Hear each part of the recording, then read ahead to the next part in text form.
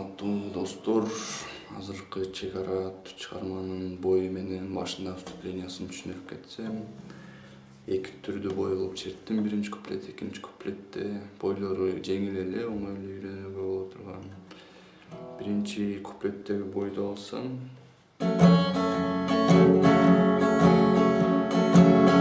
бир секин ылдый класстарда кыска, анан бир башынан аягына чейин чоң ылдый аласыздар да.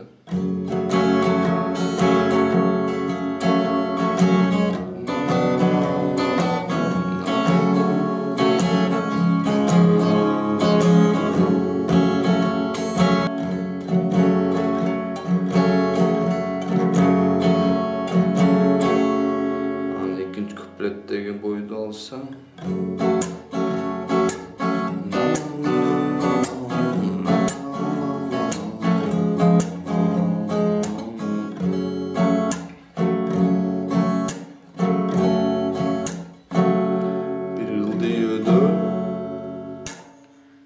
токтотосуздар, анан бир өдөй кыска кыласыздар.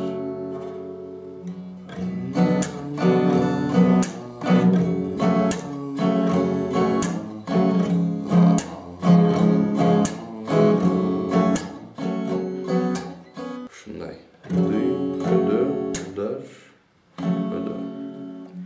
Ушу эки бой менен чертсеңиздер, эми башка деле бойлор туура келиши мүмкүн, бирок мен ушу эки бой менен чертип көргөздүм. Анын башында вступлениясын көргөнүз кетсем,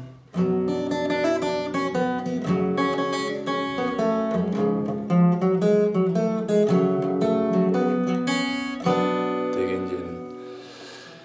Азыр могул сол жакка, сол колго көңүл бурасыздар. Кайсы кылдар басылып атканын, кайсы кылдар чертилип атканын могул бурчтагы сандар менен көрөсүздөр. Ылдыйдан баштап санагандагы кылдарды ылдыйдан баштап санайсыздар. Кылдардын катарын азыр могул сол жактан секин кылып кайсылары басылат экенин көргөзүп берем. Эгер мындай кылганда эч жер басылбай эле, эч кандай лат басылбай эле кылды пустой чертесиздер.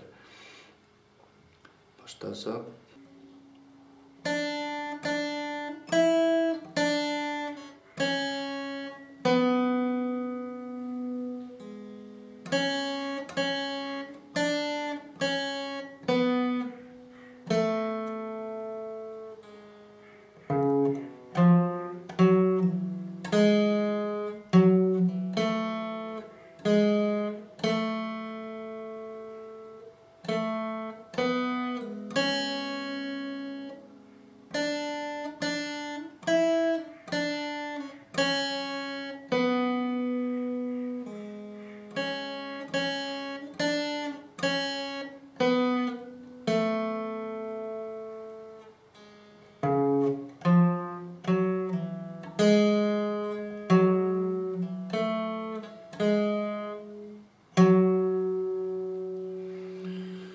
ушуну катарынан кайсы кылдар басылат экенин билип алганыңыздардан кийин аккордторго кошуп чертсеңиздер жакшыраак болот. Мисалы, могу биринчи аккорд аласыздар дагы.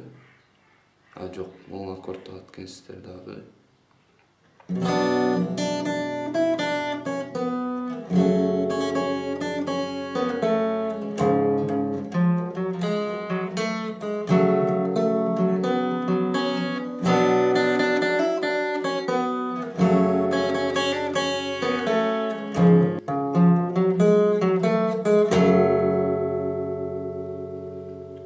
Урматтуу достор, ушу эми башында вступлениясын албетте бир аз чертип колду көндүрүш керек. Кол көнгөндөн кийин өзү эле мындай кайсы кылды черткенде кайсы аккордторду басыш керек экени, кайсы латтарды басыш керек экени өзү эле интуитивно басыла баштайт да.